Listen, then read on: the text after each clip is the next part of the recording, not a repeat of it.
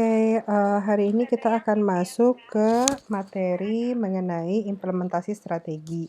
Jadi, materi setelah UTS itu kita akan masuk ke rangkaian implementasi strategi, sehingga nanti akan ada banyak kasus yang harus dikerjakan secara berkelompok. Saya dan Pak Patria sudah sounding kalau kalian harus mengerjakan kasus ya untuk manajemen strategi. Jadi nanti kasusnya akan diberikan di sepertinya ini kan minggu ke-9 ya. Sekitar minggu ke-11 atau minggu ke-12 agar kalian bisa mengerjakan kasusnya dan nanti akan ada presentasi gitu ya. Oke.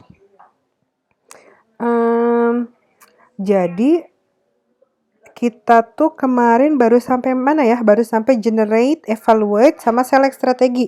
Jadi kita memilih strategi mana yang harus dipilih yang sesuai sama kebutuhan perusahaan. Sekarang setelah kita sudah mengevaluasi, sudah memilih strategi, baru kita masuk ke implementasi strategi. Apa sih sifat dari implementasi strategi? Nah, perlu diingat bahwa kesuksesan memformulasikan strategi itu tidak akan memberikan jaminan bahwa implementasi strategi akan berhasil juga. Pada kenyataannya, kurang dari 10% strategi yang diformulasikan itu berhasil diimplementasikan. Jadi, bayangin cuma 10% loh atau kurang dari 10% strategi yang bisa diimplementasikan. Jadi, pertanyaannya adalah kenapa formulasi sama implementasi itu gap-nya atau jaraknya bedanya jauh banget? Karena formulasi itu sebenarnya merupakan proses intelektual, artinya analisis, berpikir gitu ya, mengamati, observasi gitu. Jadi benar-benar intelektual proses. Sedangkan implementasi itu adalah proses penjabaran atau melakukan aktivitas yang dilakukan yang sudah kita formulasikan. Itu sebabnya biasanya sering ada gap antara proses intelektual dengan proses operasional, begitu. Jadi gimana dong perbedaan yang mendasarnya tuh apa sih? Nah, si formulasi ini memang membutuhkan karena dia bersifat analisis gitu ya, intellectual proses, dia memang membutuhkan intuisi dan analytical skill yang sangat baik. Sedangkan kalau implementasi, itu tuh yang dibutuhkan itu adalah sebenarnya motivasi dan kepemimpinan. Jadi saya sama Pak Patria lagi bikin suatu riset nih mengenai leadership sama mengenai leadership sama motivasi dan komitmen. Jadi kami sedang melihat apakah si leadership ini mengaruh atau enggak sih? Memang sih kami bikin penelitiannya mengenai budget atau mengenai kesenjangan anggaran. Cuma sepertinya itu implementasinya itu hampir sama ya. Jadi sebenarnya leadership itu ngaruh atau enggak sih ke implementasi strategi. Dan ternyata dari banyak penelitian, banyak sekali yang bilang kalau gaya kepemimpinan itu akan berpengaruh terhadap implementasi strategi. Nah, formulasi juga membutuhkan koordinasi dari hanya beberapa individual. Beda dengan implementasi. Kalau implementasi itu yang dibutuhkan adalah koordinasi bukan hanya sedikit individual tapi banyak individu. Dapat dari mana sih Bu individu ini? Individu ini merupakan gabungan dari seluruh individu yang ada di suatu perusahaan. Jadi tidak mungkin suatu strategi itu bisa jalan tanpa adanya kerjasama atau koordinasi dari seluruh pihak yang ada dalam suatu perusahaan. Saya pernah ingetin ke kalian ketika formulasi, itu yang mikir tuh nggak seluruh orang dalam perusahaan, tapi biasanya manajer-manajer mulai dari level menengah sampai ke atas, itu yang bikin formulasi strategi. Sedangkan ketika implementasi mulai dari top manajemen sampai level operasional semuanya kerja untuk bisa mengimplementasikan strategi. Jadi pertanyaannya gimana sih si strategi perusahaan ini diimplementasikannya dengan cara apa, gitu ya. Nah, pertama, kalian bisa lihat di sini, ketika kita membuat suatu, statement vision, itu harus merujuk kepada strategi yang atau akan menghasilkan strategi yang kita inginkan, gitu ya. Jadi setelah berkoordinasi, kita akan tahu visi misi kita apa. Setelah visi misi kita tahu apa, baru kita milih strategi yang tepat. Nah, di sini, dari, manajemen perspektif, ketika kita sudah mempunyai strategi yang dibuat oleh para strategis, artinya orang-orang yang membuat strategi, maka strategi ini harus diturunkan. Maksudnya diturunkan teh apa sih? Diturunkan artinya dibagi-bagi kepada, per divisi atau per fungsi, gitu ya. Jadi misalnya strategi kita A, nanti yang ngerjain strategi itu siapa? Divisi apa ngerjain apa, divisi A ngerjain apa, divisi B ngerjain apa, divisi C ngerjain apa. Tentunya nggak bakal sama. Kenapa sih nggak bakal sama? Karena setiap divisi sama setiap fungsi akan memiliki peran masing-masing. Artinya kalau misalnya dia divisi marketing, dia tidak akan melakukan bagiannya produksi. Jadi dia akan mengerjakan strategi berdasarkan peran dari divisi tersebut. Jangan lupa ketika mereka membuat, strategi dan mengimplementasikannya, mereka harus memperhatikan juga yang namanya struktur organisasi. Bu, mungkin nggak sih si struktur sama organisasi itu si struktur organisasi sama strategi itu nggak matching? Jawabannya sangat mungkin. Karena kadang-kadang si strategi itu membutuhkan struktur organisasi tertentu. Jadi, sering kali terjadi perubahan dalam strategi itu mengubah struktur organisasi. Kenapa sih struktur organisasi harus berubah? Karena jawabannya adalah karena struktur organisasi itu harus bisa menyesuaikan dengan strategi yang dipilih. Contoh begini, kalau strateginya adalah ekspansi, gitu ya. Jadi dia mau ekspansi ke luar negeri, tapi di struktur organisasinya itu, dia membutuhkan, cabang di luar negeri tapi belum ada, maka struktur organisasinya harus diganti. Jadi nanti struktur organisasinya berkembang, bukan hanya di Indonesia saja, dia akan memiliki cabang di luar negeri. Tentu saja itu akan mengubah struktur. Jadi perubahan di strategi juga akan mengubah struktur organisasi. Tapi perlu diingat, tidak semua perubahan di strategi itu harus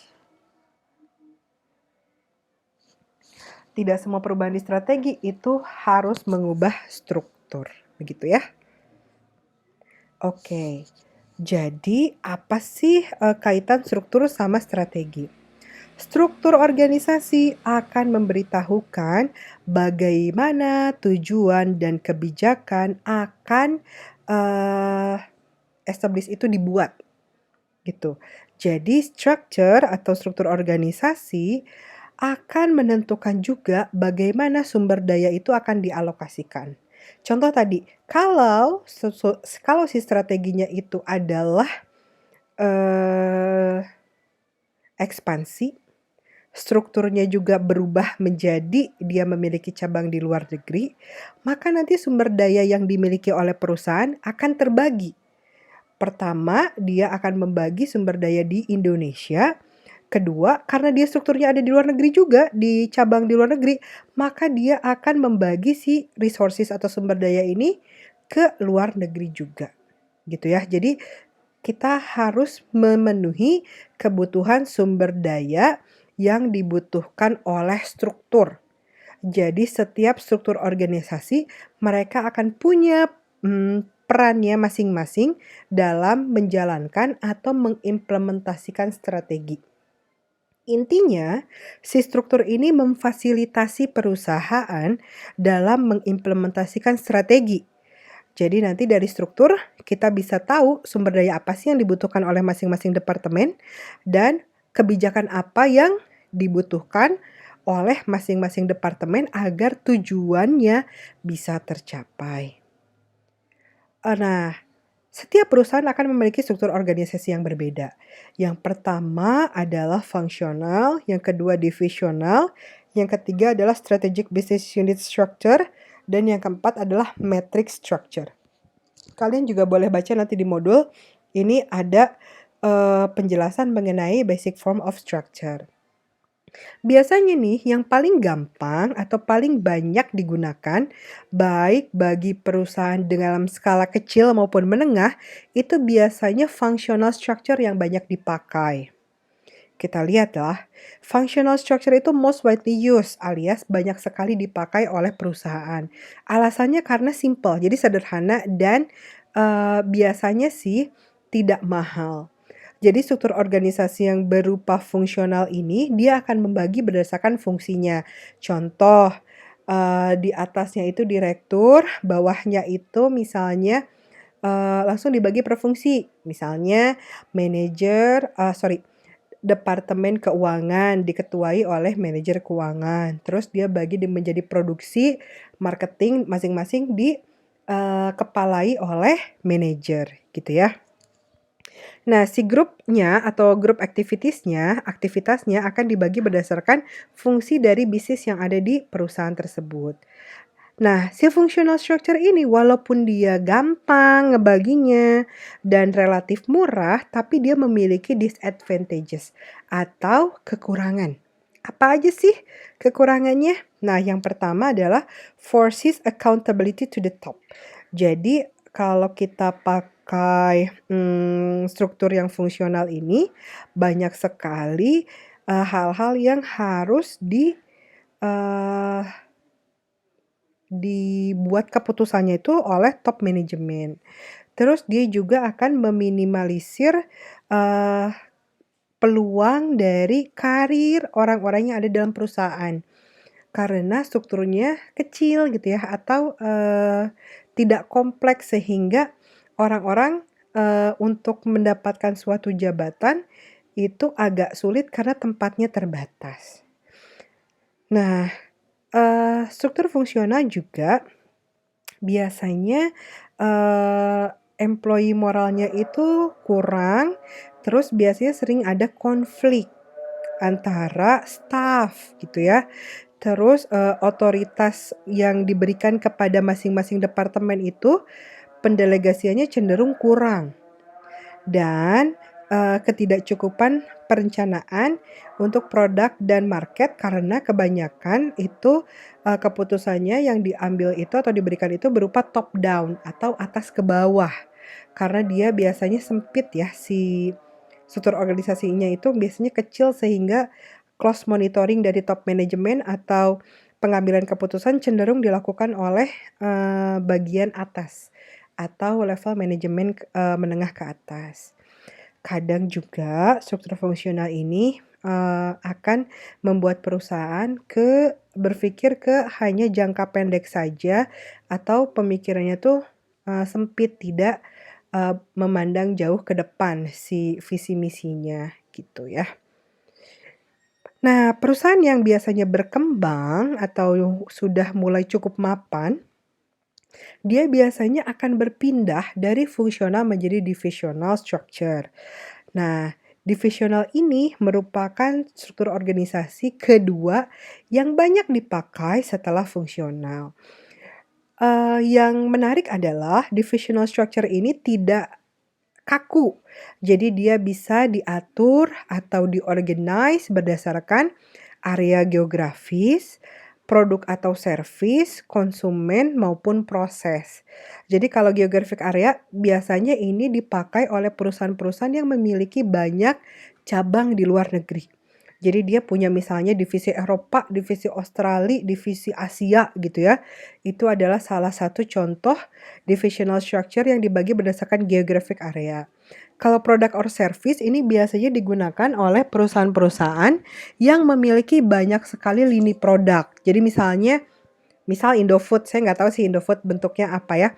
Tapi kalau kita bayangkan Indofood itu banyak sekali produknya, jadi Indofood akan punya misalnya divisi mie instan divisi misalnya saus-sausan atau divisi makanan ringan gitu ya. Jadi dia bagi berdasarkan jenis produknya. Ada juga divisional structure berdasarkan konsumen. Nah, biasanya, kalau si perusahaan ini hanya memiliki beberapa konsumen besar gitu ya, jadi dia benar-benar, melayani konsumen tersebut sehingga dibikin satu, satu divisi hanya untuk melayani konsumen tersebut. Ini jarang sih dipakai karena kadang jarang sekali perusahaan yang hanya melayani beberapa konsumen, tapi ada ya. Jadi biasanya perusahaan ini benar-benar fokus, dia membuat divisi untuk konsumen A atau konsumen B. Nah, biasanya, ini digunakan, si divisi ini model, divisi berdasarkan konsumen ini digunakan sangat terbatas, hanya dengan perusahaan yang memiliki nature di mana dia memiliki konsumen besar, dan memang mereka harus, antara satu konsumen dengan konsumen lain memiliki preference yang berbeda. Jadi mereka bikin divisi berdasarkan konsumen. Yang terakhir berdasarkan proses. Nah, biasanya, kalau proses ini, lebih ke perusahaan-perusahaan yang memiliki, proses tertentu. Ini juga jarang. Jadi banyak yang dipakai di divisional structure itu geographic sama product or service gitu. Nah, ini yang tadi ya. Product or service ini tadi when specific product or service needs special emphasis atau membutuhkan penekanan tertentu.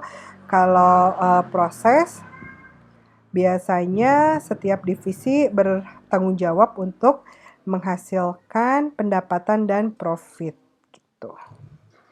Nanti kalian coba cari apa saja atau contoh perusahaan-perusahaan yang membagi berdasarkan geografik, produk or service, proses sama konsumen. Jadi nanti ketika online meeting kita bisa discuss ya. Nah, yang ketiga adalah bentuk struktur organisasi yang namanya the Strategic Business Unit atau SBU. Dalam organisasi multidivisional, suatu SBU itu bisa sangat memfasilitasi strategi, implementasi strategi ya. Jadi, kalau organisasi atau perusahaan tersebut memiliki beberapa divisi, paling enak sebenarnya memiliki SBU structure. Nah, keuntungannya adalah SBU ini akan meningkatkan koordinasi dan akuntabilitas. Tapi kerugiannya, dia membutuhkan layer of management. Jadi, yang jadi bos tuh banyak. Jadi, layer manajemennya banyak. Setiap SBU kan butuh, butuh manajer gitu ya. Setiap SBU butuh manajer, terus biasanya setiap SBU akan memiliki masing-masing fungsi. Nah, jadi banyak banget manajemen yang terlibat di situ. Kadang, peran dari vice president itu rada-rada ambigu. Kenapa sih rada-rada ambigu? Jadi si top manajemen yang di atas ini, dia kan membawahi beberapa SBU. Sedangkan si SBU-SBU ini, mereka cenderung untuk mengambil keputusan sendiri. Sehingga yang di top manajemen yang atas ini, kadang-kadang bingung ya fungsinya buat apa. Karena banyaknya otorisasi yang diberikan kepada masing-masing SBU. Ini kira-kira contoh dari contoh dari SBU di perusahaan Sonoko. Nah, jadi nanti yang di Chief Strategy Officer, Chef CFO ini ya, para CO ini, mereka akan cenderung ambigu. Kenapa begitu? Karena masing-masing SBU bisa mengambil keputusan sendiri tanpa mempertimbangkan atau tanpa harus terlalu banyak melibatkan si chef-chef di sini gitu. Nah, kalau kalian lihat di sini, setiap SBU dia akan membagi, kalau ini karena dia produk SBU, maka dia membaginya berdasarkan produknya gitu ya. Misalnya ini industrial product SBU, dia punya adhesive, punya tube, punya paper, punya reels. Masing-masing ini dia akan punya manajer. Jadi banyak sekali kebutuhan manajer di sini dibandingkan sama fungsional. Kan kalau fungsional mah CEO langsung fungsi ya. Jadi manajernya cuma sedikit. Itu sebabnya disadvantage-nya adalah requires additional layer of management. Jadi layer manajemennya banyak gitu. Oke, yang terakhir adalah matriks. Bentar ya, saya tukar dulu. Oke, matriks adalah desain yang suatu struktur organisasi yang membutuhkan yang lebih complicated. Kenapa? Karena dia membutuhkan authority sama komunikasi baik secara vertikal maupun horizontal. Maksudnya gimana sih, Bu? Gini. Jadi dia bekerjanya di bawah para chef eksekutif yang di sini, tapi dia bagi juga per project. Nah, kalian bayangkan kalau kalian jadi A di sini ya, kalian harus bertanggung jawab di bawah CFO, tapi kalian juga harus bertanggung jawab kepada project 1. Jadi ada 2 tanggung jawabnya. Dia punya bosnya 2. CFO di atas plus manager project. Gitu. Jadi si matrix ini biasanya banyak digunakan untuk perusahaan-perusahaan yang memiliki banyak project. Project itu misalnya 1 tahun selesai atau 3 bulan selesai, 6 bulan selesai gitu ya. Banyak sekali perusahaan yang membutuhkan banyak project seperti perusahaan konsultan atau perusahaan-perusahaan konstruksi. Itu kan banyak project ya. Tapi begitu projectnya selesai, maka dia hanya bertanggung jawab terhadap yang horizontal aja, yang sini aja. Tapi kalau ada project lainnya, maka dia punya bosnya 2, yang horizontal dan yang vertikal. Itu kadang yang membuat orang-orang yang ada di dalam sini itu agak kesulitan dalam mengatur tanggung jawabnya. Jadi mau ngedulin yang mana nih? Bos ini atau bos ini? Gitu ya, bos project atau bos chef eksekutif gitu. Jadi memang walaupun misalnya ini si matrix ini efisien, karena dia bisa mempergunakan satu sumber daya untuk 2 manajer, tapi banyak sekali disadvantages-nya. Kalau komunikasinya nggak bagus, maka ini berantakan nih.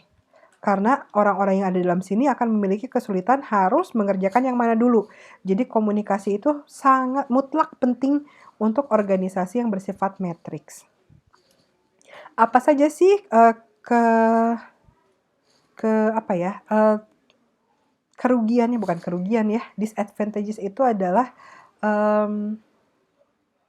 kelemahannya dari matrix structure. 1, overhead-nya bisa sangat tinggi karena satu orang bisa mengerjakan beberapa project, plus dia juga harus ngerjain tugas dari bosnya yang ada secara horizontal. Terus apa lagi? Dia juga memiliki anggarannya double. Terus ada otoritas yang harus dibagi. Terus yang ngasih reward sama punishment itu ada 2. Bisa yang vertikal, bisa yang horizontal. Bisa yang horizontal, bisa yang vertikal. Terus udah gitu, dia membutuhkan orang-orang yang ada dalam perusahaan itu harus membutuhkan dual reporting channel. Alias dia harus report ke manager project, dan harus report ke manager yang chef eksekutif gitu. Oke, berikutnya adalah keuntungannya. Jadi keuntungannya apa sih? Project objektif itu lebih jelas karena komunikasinya banyak saluran komunikasi yang bisa dipakai di matriks organisasi. Jadi struktur organisasi matriks seperti yang saya bilang, dia memiliki dia memiliki komunikasi yang clear gitu ya. Worker juga atau pekerja juga bisa melihat hasilnya langsung. Jadi kalau projectnya complete, berarti dia sudah bisa langsung melihat hasil kerjanya. Nah, matrix structure juga memfasilitasi penggunaan equipment sama fasilitas. Jadi memang ketika kita mau membuat perusahaan dengan struktur organisasi matriks, banyak sekali yang harus diperhatikan seperti komunikasi dan fasilitas yang mencukupi.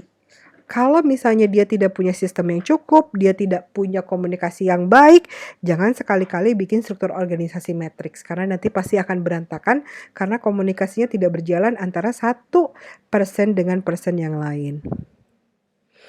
Nah, ini sudah pernah sudah pernah dibahas di tipe strategi ini di pertemuan yang pertama. Jadi untuk perusahaan yang sangat besar, kita bisa membagi strategi itu menjadi 4 level. 1 adalah corporate level, 2 division level, 3 functional level, dan yang terakhir ada operational level. Jadi ada 4 yang bisa dibagi. Sedangkan kalau perusahaannya medium atau small, biasanya nggak ada di corporate level, tapi cuma company level, functional, sama operational gitu ya. Jadi tahapannya lebih pendek di yang small dibandingkan yang large. Oke. Biasanya isu apa aja sih yang terjadi ketika mengeksekusi strategi? Ketika di perusahaan yang fungsional, struktur organisasi fungsional gitu ya, terus dia harus ngebagi implementasi strategi itu berdasarkan fungsinya. Marketing kamu harus ngerjain apa, financial accounting kamu harus ngerjain apa, IT ngerjain apa, dan production ngerjain apa. Nah, si masing-masing yang diberikan kepada peran ini harus harus diturunkan lagi menjadi operasional. Karena orang-orang yang berada di operational level, mereka mah nggak akan mikir strateginya apa, terus mereka harus ngapain. Enggak. Mereka harus, si manajemen yang ada di level menengah ini harus bisa menguraikan strategi tersebut menjadi tugas. Ya, misalnya gini, oke, kita mau adain product development. Kalau product development berarti akan ada produk yang baru. Si produk yang baru ini apakah hanya bagian produksi saja? Oh, tentu saja enggak. Tapi produk yang baru ini, bagian produksi harus memproduksi produk yang baru. Bagian HRD atau bagian legal misalnya di sini ya, harus tahu perizinannya gimana untuk produk yang baru. Bagian accounting atau finance itu harus tahu produk yang baru itu dibiayainnya harus beli mesin baru atau enggak. Kalau beli mesin baru biayanya dari mana? Ngutangkah atau pakai return earning? Bagian marketing, kalau ada produk baru mereka harus bikin desain marketing untuk produk baru tersebut. Ya, jadi untuk satu strategi ini harus mereka berperan bersama-sama untuk bisa mewujudkan si strategi tersebut. Ini kan otaknya baru ada di manajer nih, operasionalnya ngapain? Oke, ketika dia mau memproduksi yang baru, berarti orang yang ada di bagian produksi harus gimana? 1, harus tahu produknya itu apa. 2, siapa yang membuat produksinya? Alatnya pakai yang mana? Safety-nya seperti apa? Itu harus teruraikan menjadi task atau kegiatan gitu. Atau misalnya finance and accounting. Ini uangnya dari mana nih ketika kita membuat produk yang baru? Berarti manajer yang di sini harus membuat task atau membuat pekerjaan. Oh, kelompok A, kalian harus cari source of funding atau sumber pendanaan. Mau gimana nih? Harus bikin analisanya. Mau pakai bank, lebih murah mana? Atau kita pakai return earning, cukup nggak return earning kita? Bagian marketing, kira-kira nih untuk produk yang baru ini, kamu mau bikin marketingnya seperti apa? Kan nggak bisa langsung, oh langsung kita mah pakainya misalnya demo di mall, kan nggak bisa satu ya, mereka harus menyiapkan beberapa alternatif. Itu ada. Nah, kalau si strategi itu nggak nyampe ke operational level, jatuhnya bubar, alias ada execution issue di situ. Atau ada masalah dalam mengeksekusi strategi. Oke, jadi hasil dari pengimplementasian strategi ini harusnya kita bisa mencapai tujuan kita jangka panjang ya. Karena strategi akan merepresentasikan aktivitas yang harus kita lakukan untuk bisa mencapai tujuan jangka panjang. Nah, gimana cara ngukurnya? Apakah strategi kita berhasil atau enggak? Maka kita harus bisa melihat beberapa indikator. 1, si tujuan ini harus quantifiable atau bisa dikuantifikasikan dengan menggunakan data-data. measurable, harus bisa diukur, realistis, harus bisa dicapai, understandable, bisa dimengerti atau enggak nih tujuannya, dan harus challenging atau menantang. Karena kalau nggak challenging, berarti belum maksimal, terlalu mudah untuk dicapai. Sedangkan kita nggak mau objektif kita terlalu mudah dicapai, karena kalau mudah dicapai berarti nggak maksimal apa yang dilakukan oleh perusahaan. Jadi harus challenging, sehingga perusahaan bisa maksimal dalam mencapai tujuannya. Oke, terus long term objective ini juga biasanya bersifat hierarkikal. Itu artinya kenapa kita butuh struktur organisasi, karena si objektif ini harus diturunkan secara hierarki dari atas ke bawah. Terus obtainable itu bisa dicapai, kongruen itu apa ya bahasa gampangnya? Selaras gitu ya, dan memiliki timeline atau kapan sih batasan kita mau mencapai apa yang kita sudah tentukan tujuannya apa. Jadi ada timelinenya, ada batas waktunya. Nah, strategic objektif sama financial objektif itu biasanya barengan. Jadi salah satu indikator strategic objektif itu tercapai adalah ukuran finansialnya juga tercapai. Karena kadang strategi itu kadang-kadang kalau di tengah belum kelihatan ya secara finansial ya. Cuma nanti di akhir harusnya strategic objektif itu sounding atau barengan dengan financial objektif. Jadi gini, ketika kita bisa mengimplementasikan strategi dan strateginya berhasil, maka seharusnya secara finansial juga terwujud apa yang diinginkan. Contohnya apa? Ya pertumbuhan di revenue, di earning, dividennya lebih besar, profit marginnya lebih besar, earning per share-nya lebih besar, dan cash flow kita semakin membaik. Itu adalah salah satu ukuran di mana strategic objektif kita berhasil. Tapi perlu diingat, strategi ini pada awalnya itu membutuhkan uang. Jadi kadang ketika kita baru mulai mengimplementasikan strategi, bisa jadi si finansialnya ini nggak bunyi, atau finansialnya ini tidak tercapai. Katanya kita mengimplementasikan strategi, tapi kok revenue kita belum naik? Ya mungkin karena kita baru mulai mengimplementasikan strateginya. Bayangkan kalau kita bikin produk baru, tentu saja kita butuh modal yang lebih gede, ya nggak? Tentu saja kita membutuhkan uang yang lebih banyak untuk marketing. Nah, ketika pertama kali kita mengeluarkan uang untuk melaksanakan strategi tersebut, bisa jadi profit marginnya malah makin turun. Karena expense kita makin gede. Expense kita di marketing makin gede, expense kita di research and development makin gede gitu ya. Tapi ingat, itu adalah awal kita melakukan strategi. Jadi, kita tidak bisa mengabaikan bahwa strategi itu butuh biaya atau butuh pendanaan. Nah, ini banyak yang perusahaan yang lupa. Jadi, mereka bikin strategi, tapi budgetnya itu tidak disesuaikan sama strateginya. Ini juga salah satu penelitian Papatria, di mana si penelitian itu bilang bahwa salah satu kesalahan dari implementasi strategi itu si perusahaan tidak menyiapkan anggarannya, sehingga strateginya suruh jalan sendiri tanpa memperhatikan anggarannya harus ada, sehingga implementasi strateginya gagal. Ya, jadi nanti kalau mau ngukur finansial harus pastikan dulu strateginya sudah berjalan sekian waktu, jangan di awal, karena ketika di awal biasanya si finansialnya belum terlihat.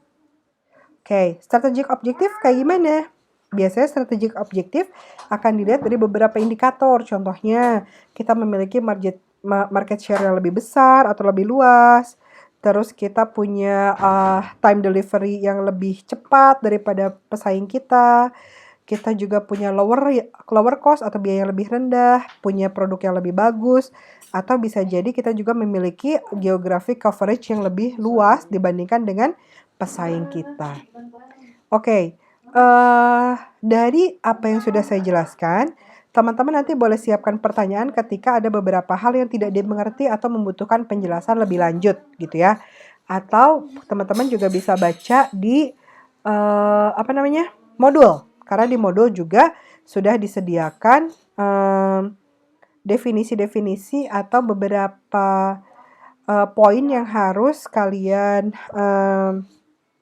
perhatikan untuk bisa menjelaskan sesuatu. Jadi kalian bisa mendapatkan informasi lebih melalui modul. Oke, berikutnya adalah kalian masuk ke latihan. Jadi di sini kita tetap pakai gajah tunggal karena mungkin kalian sudah lebih familiar ya sama si gajah tunggal ini. Nah, ini adalah strategi dari SWOT Matrix. Ada 1 sampai 15. Dari strategi ini, saya akan minta teman-teman untuk menurunkan strategi.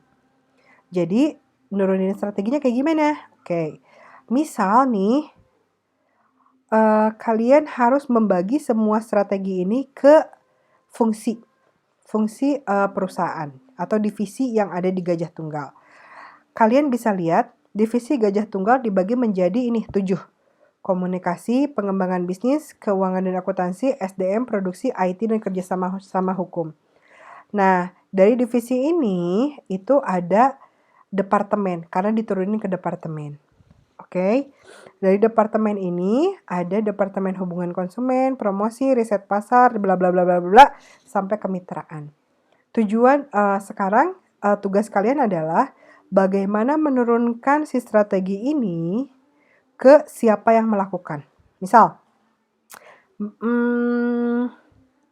investasi lebih dalam research and development untuk produk yang lebih ramah lingkungan. Kira-kira yang ngerjain siapa? Keuangan akuntansi, SDM kah, atau produksi kah? Siapa yang ngerjain? Jadi nanti si strategi ini harus kalian turunin ke level operasional. Siapa yang mengerjakan itu? Tujuannya apa? Tujuannya agar strategi yang ini semuanya dikerjain. Karena kalau kita nggak matchingin ke sini, maka kita nggak bisa tahu siapa sih yang ngerjain ini. Jangan-jangan ini ada tapi nggak ada yang ngerjain. Jadi kalian diminta untuk mencoba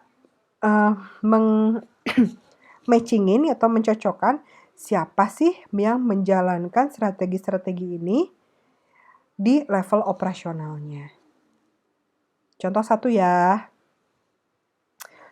Oh ya, bisa jadi satu strategi ini ada 2 divisi atau lebih operasional yang mengerjakan. Misal, menggunakan media pemasaran untuk mengudarakan nama GT. Jelas banget kalau itu mah berarti bagian pemasaran gitu ya. Mana. Bagian pemasaran. Nih, bagian promosi. Tapi bisa jadi ketika kita mau menggunakan media pemasaran untuk mengudarakan nama GT, kita nggak cuma di bagian promosi aja. Kita juga mungkin bisa dengan riset juga mungkin bisa. Misalnya